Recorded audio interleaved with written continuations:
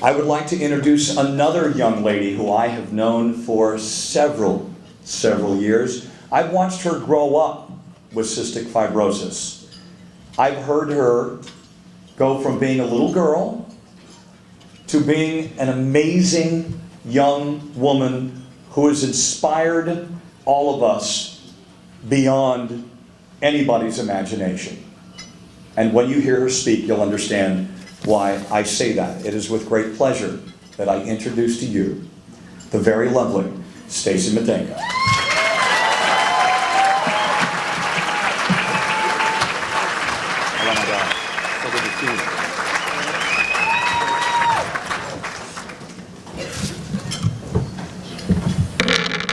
Thank you so much, Sean. And thank you all so much for being here tonight and supporting this wonderful event.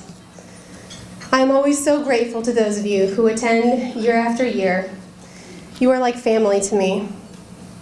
I look forward to updating you on my life each year. For those of you who are here for the first time, thank you for joining our family. I hope that this becomes an annual tradition.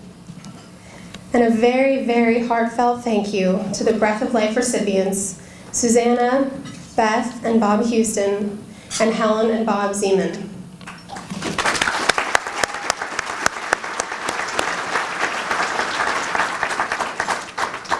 It's hard to believe that this is my 12th year in a row speaking to you at this event, talking about my life, the challenges of living with cystic fibrosis, my accomplishments, and my setbacks.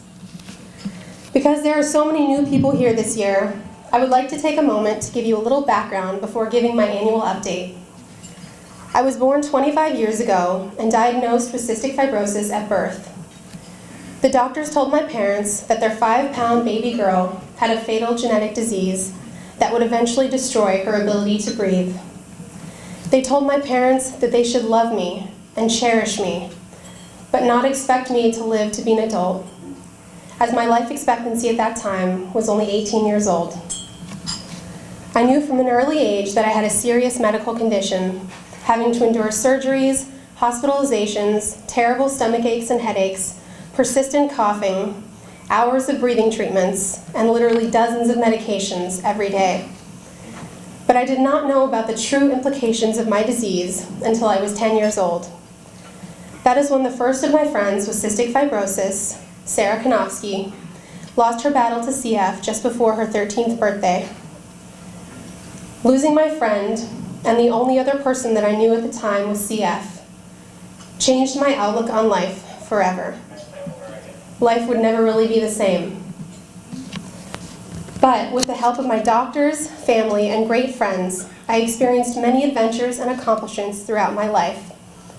Despite missing 2 to 3 days of school every week during high school because I was sick, I graduated and was accepted to UC Santa Barbara. I made it through college, and regardless of having to take a semester off to be hospitalized with pneumonia, I managed to graduate with honors and start my job working for the Cystic Fibrosis Foundation in San Diego.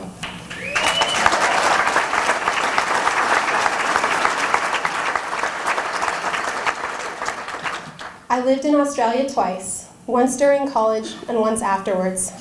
I have rappelled down mountains, gone skydiving, and bungee jumping. And during some of these adventures, I was actually sober.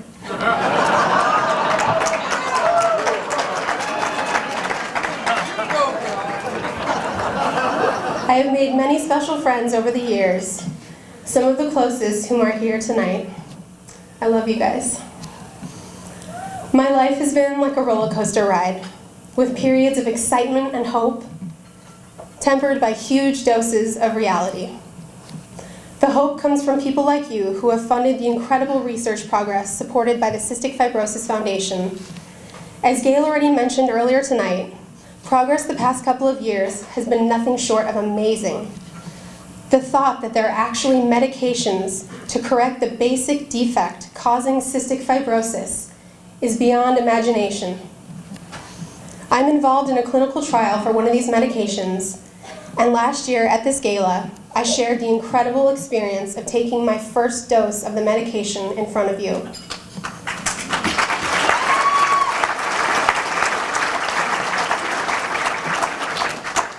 Yes, we have been through a lot together these past 12 years, and now you are all up to date. Some people measure years from January 1st to December 31st, some from birthday to birthday. I measure years from gala to gala. I wanted to be able to stand in front of you tonight and tell you that this year was different from all of the others, that I didn't face the same challenges with CF that I've had to endure every other year. But it is with a heavy heart that I tell you that this year was not different from the others.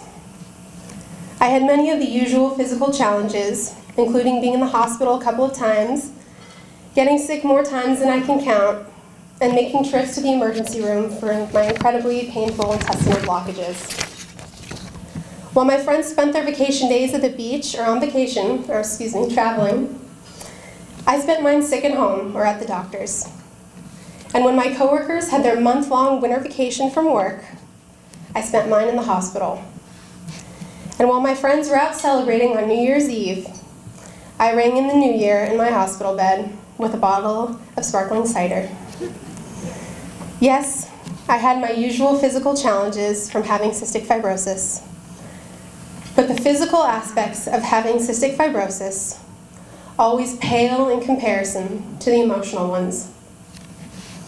That is why it has always been so important to me to have people in my life who can truly understand what it is like to live with cystic fibrosis.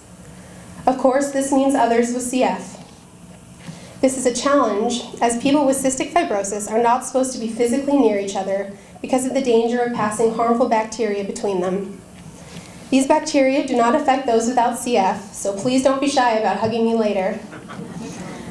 But cruelly, for people with cystic fibrosis, the ones who are the most important to us emotionally are the most dangerous to us physically.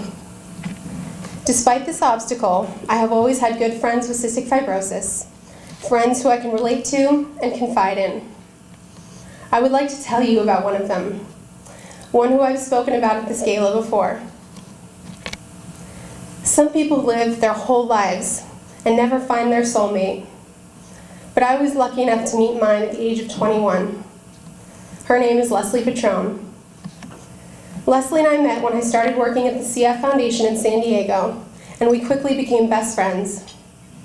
We connected on a level that I have never experienced with anyone in my life, but our connection went so much deeper than the fact that we both had CF and could relate to each other's struggles.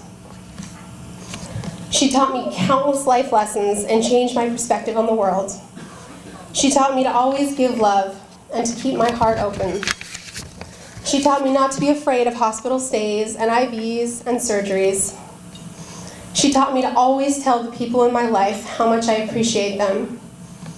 But most of all, she taught me to believe in myself and to believe in a cure for CF and a better life. Every single time Leslie and I spoke, we would tell each other how much we loved each other.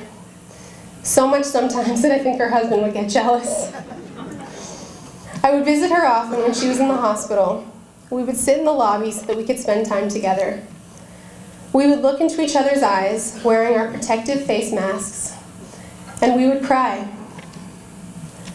We cried because we wanted so much more for each other in this life.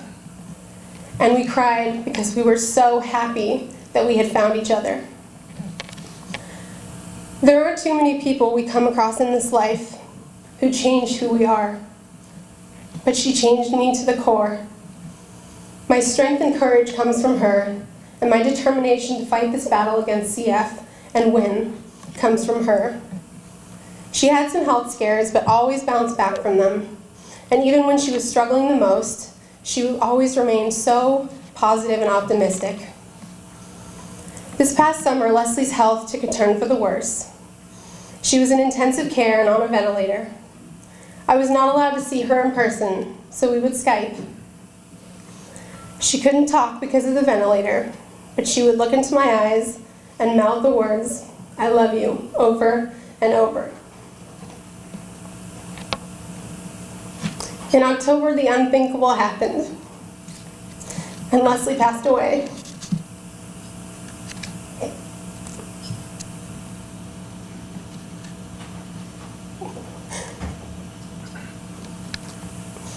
A very large part of my heart died along with her that day. Even saying those words out loud, they still don't make any sense to me. Leslie was supposed to be a bridesmaid in my wedding one day. She was supposed to be there to hold my first child. She was supposed to be here so that we could help each other through this life with CF. I will never fully recover from the loss of my soulmate, but I know that her spirit lives on within me, and I am more determined than ever to beat this disease for me and for her. Since the night that I was up here last year, taking my first dose of the medication that I was so hopeful would change my life, many of you have been asking me if it's working. I would love to be able to give you a simple answer, but CF is not a simple disease, and there are very few simple answers. Since taking the medication, I've had some very good periods when I could breathe more deeply than I had in years. But I've also had other periods when I was not breathing as well, and when I was coughing way more than I should be. So it was very difficult for me to tell if the medication was really working, but that did not stop me from trying. People with CF have very salty sweat, which is why they use a sweat test to diagnose the disease. I wanted to test this theory, so I decided to take a class at the gym with my friends so that I would sweat profusely. And I certainly did. After the class, I made each of my friends lick my sweaty arms to see if they tasted salty. I cannot tell you for certain that my sweat was less salty, but I can tell you that we got some very, very strange looks from people watching us.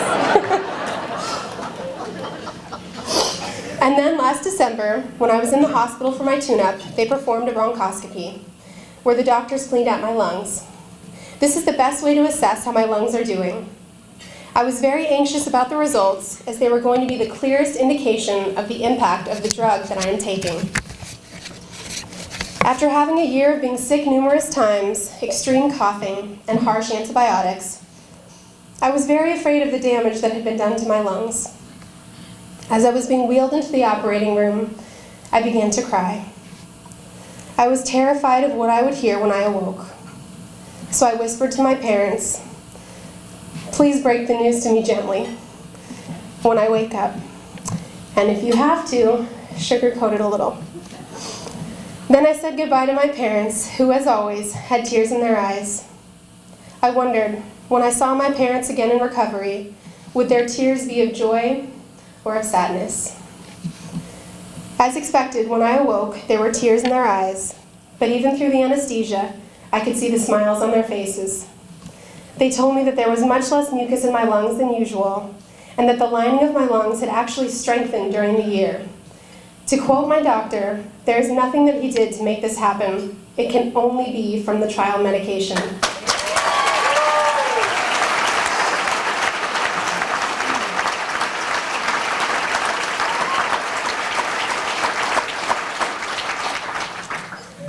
But while these are very encouraging signs, it is clear that the medication I am on is not nearly as effective as Kalydeco, the medication recently approved by the FDA for a very small segment of the CF population.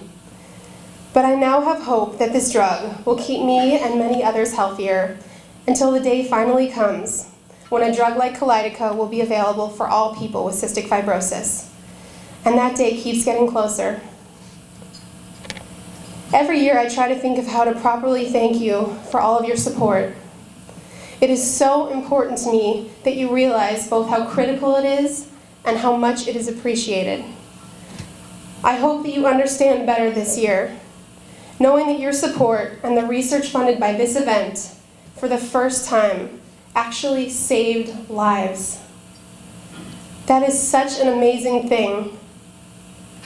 But as you can see, we are still losing too many precious lives to this disease. Leslie's life motto was believe. She printed it on her shirts, she wore it on her jewelry, she had it all over her house, and especially on her vision board. She changed the meaning of that word for so many people. Leslie believed in the kindness of people. She believed that every person should have hope for a bright future. And she believed that one day there would be a world without cystic fibrosis. I believe that Leslie was right, and all of you here tonight are the proof.